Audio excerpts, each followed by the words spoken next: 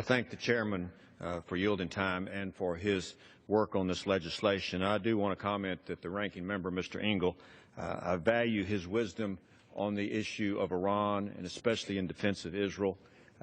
We happen to disagree on this specific legislation. Mr. Speaker, the nuclear agreement with that the administration made with Iran was still a bad deal for America. As a former judge down in Texas, I know that when the bad guys do bad things, you don't reward bad conduct. At a time when the administration needs to be strong and firm, it seems to be showing wobbly knees on this deal. Now we're left with a deal where the world's largest state sponsor of terrorism is only a few small steps away from a nuclear bomb. The administration's continued leniency with Iran is conceding even more than what is required in the deal. The administration is making this bad deal even worse.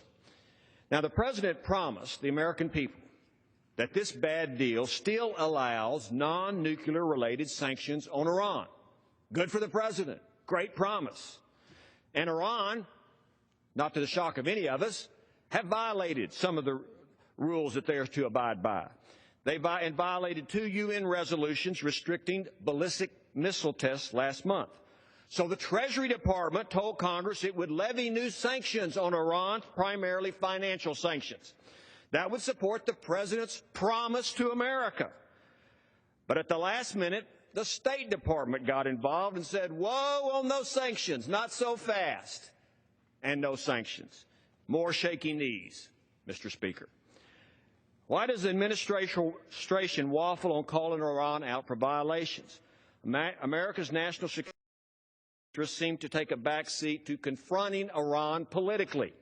So I support H.R. 3662. This is an important bill to ensure the President can't lift sanctions on those institutions and individuals who are involved in terrorism.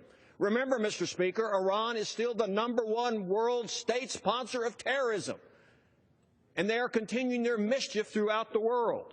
We don't need to make it easier for Iran's terrorist proxies to get even more money than the $100 billion that they're getting in the deal.